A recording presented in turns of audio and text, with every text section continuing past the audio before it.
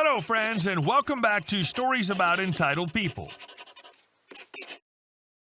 Squabbles between neighbors is a frequent occurrence. But since in our case our OP did not do anything wrong, he had to fight for justice and teach his neighbors a lesson. In the first story, we'll tell you how. But before we begin, don't forget to subscribe to our channel if you're new here and turn on notifications so you don't miss a new video every single day. Here we go. Neighbor didn't like how I did my own lawn. I moved into my house around the same time as my next door neighbors. New construction neighborhood. We both do our lawns. They bag their cuttings. I self-mulch / leave the cuttings mulched on the lawn and don't bag.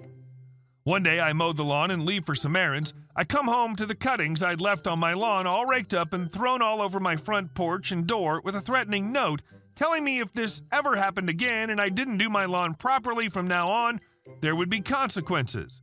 And it'd be worse next time. I went over to my neighbor's house, told her I'd call the police for threatening me if she ever tried to stunt like this again, and that next time she had a problem, maybe try talking with me like an adult, and gave her my phone number. Her husband apologized and said his wife was backcrap crazy and he was really sorry. Wife never apologized. I then simply didn't mow the front lawn for over 6 months. No HOA.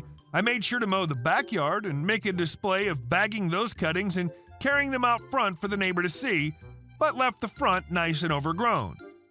I also ended up having her car towed from in front of her own house. Coincidentally, code enforcement can't force you to mow your lawn, but if you leave a vehicle on the street for over 72 hours without moving it, they'll impound. $600 later, she got her car back, and I haven't heard a peep from her. Leaving the clippings on your lawn is absolutely your business. Good for you for sticking one to your neighbor. And our second story. Double my workload? Fine. So this company was a bit different from what I expected as far as security goes.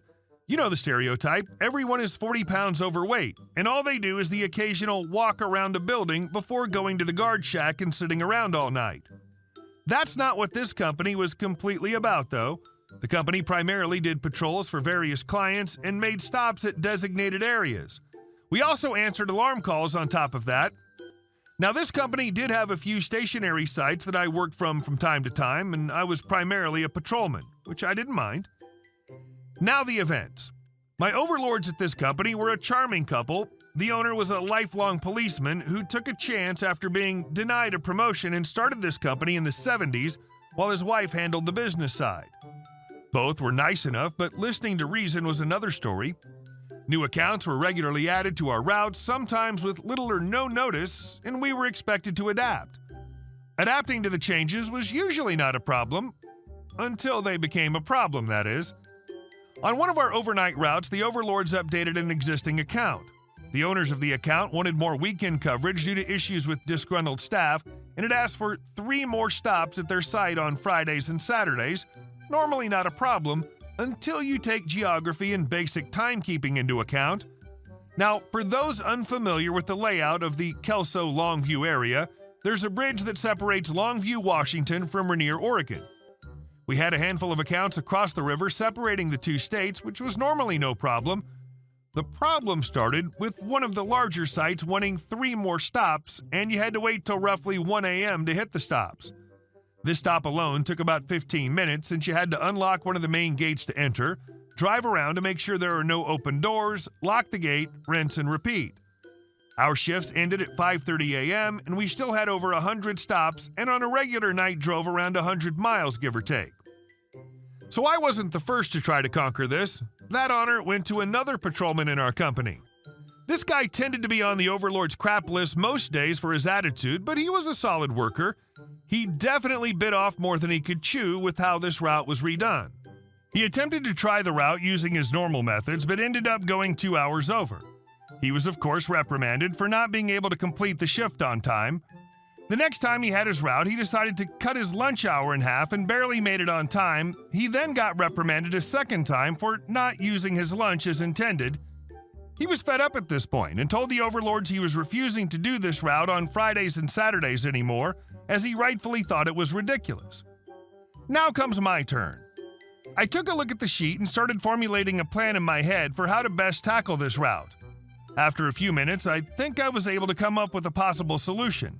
I end up doing my first half of my shift, cramming all my normal stops into the first 5 hours, taking my lunch around 1 a.m., then taking care of my extra stops in the last half, usually finishing up around 5:15 a.m. Of course, this meant I didn't have time to wash my truck at the end of the shift, but the bottom line was held up and the route was finished. I did this routine for about 4 weeks when I was finally talked to by my immediate supervisor. Apparently, the overlords saw what I was up to and weren't too happy. My supervisor tried threatening me with a write-up, but I didn't back down and told him I'd keep doing it that way since there was no other way to do the shift. He dropped the issue and went on his way. After that, the overlords tried having someone they trusted do the route, and he ended up being as late as the first patrolman. After this, the overlords realized maybe this isn't a feasible route and took the extra stops off the property. They weren't happy for a bit, but they calmed down after a while. About 2 years after this, they again tried something similar, but that's another story. How dare you apply the laws of physics over your boss's orders? Give me my $10,000. The place I work at has a custom POS system, and half of it is not in English, and we have no staff that can read the errors that pop up. I run a charge for around $60 and the card gets declined. We can read the error, it's not in English. I fight with the woman for a while because she swears her account has $10,000 in it. Finally, she gives up on running the card and leaves. A few hours later, she's back, makes a huge fuss in front of customers. She went to a competitor, her card was declined again. The person that ran it at the other place cut the card and didn't say why. The woman is claiming we drained her account and she wants $10,000 in cash. I'm trying to explain to her that we didn't take her money when the phone rings. My coworker taps me on the shoulder. You really need to take this. I think it's about her. Turns out the lady had gotten fired from her job earlier that day and didn't turn in her company card. The guy on the phone was her old boss and had locked out the card after she went on a shopping spree with it. He saw a pending charge from us and looked up our phone number to tell us if she was still there, keep her busy until the cops showed up. That basically is the ending. The lady took off while I was on the phone. No cops showed up. I have no clue if she got arrested or not. And our last story. Entitled person asks if I know who she is. This happened probably about 10 plus years ago while in college. I was working in the produce department of a grocery store in a college town that had a sizable non-student population as well. Even though I was just a student, I kept up with local news and politics and even voted in the local elections. This is important later. At the grocery store, I did a little bit of everything in produce, but on this particular day, I was closing and so was the only one there. It wasn't a slow store, but more often than not, you could get away with just one person closing down the department. Around 6:15 p.m. or so, I get a call from someone asking for a large fruit platter for a party and they need it ASAP. Now, normally we don't do rush orders like that, but I'd already emptied out the back room, so I could knock this out fairly quickly, as I was quite fast with a knife from doing cut fruit production for a couple of years at this store. So I quickly gathered all the ingredients from the sales floor, washed them, and knocked this thing out, and even threw in some extra strawberries or grapes and whatnot, weighed it, priced it, and bam, done. It's 6:40 or so at this point, and in comes the customer. I should mention that the production room was behind a counter with a cooler in front of it, where all the containers of cut fruit were displayed for sale, with a large pass-through window where the customers can see our production area. Kind of similar to how a lot of meat counters are set up.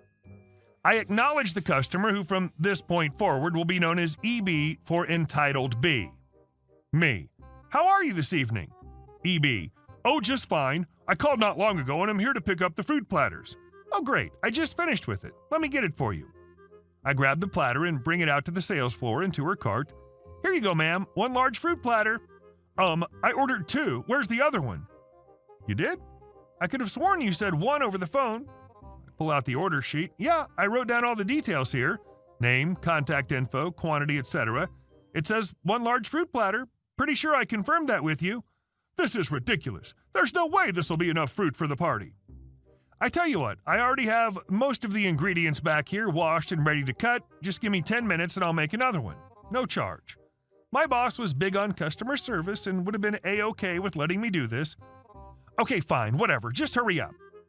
At this point, I make my way back to the production room and prepare to start cutting away like a fruit ninja, but apparently I wasn't going fast enough for Entitled B, who was watching me from the pass-through.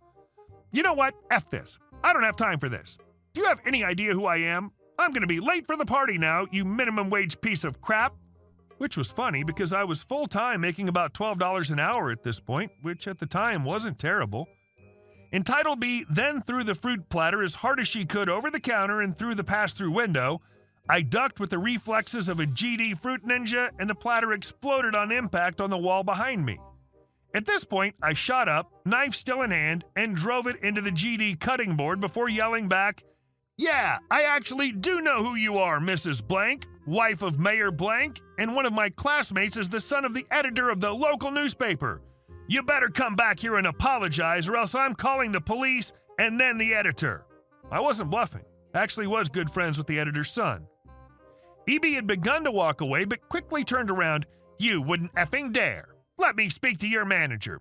"Oh, sure, I'll call him downstairs, but I'm calling the police first unless you apologize right now." "F you. Go ahead and call them. See what happens." "You know who my husband is?" Walks off while sticking her middle finger in the air. So I called the police and got my store manager involved. They reviewed the camera footage and asked if I wanted to press charges. Technically assault, even though she missed. GD right I did. We all laughed after watching the video. The store manager immediately banned the wife of the mayor from the store with a trespass order. The editor didn't write anything up because they wanted to wait until she was arrested or summoned to court before publishing. I never saw CB or the mayor in my store again, or around town, luckily, and eventually graduated and moved on with my life. The next election cycle came about, and the mayor lost by a wide margin after serving 3 consecutive terms for 12 years. I made sure to have a drink to their failure. Hey guys, thank you all for watching the video. I'll see you in the next one.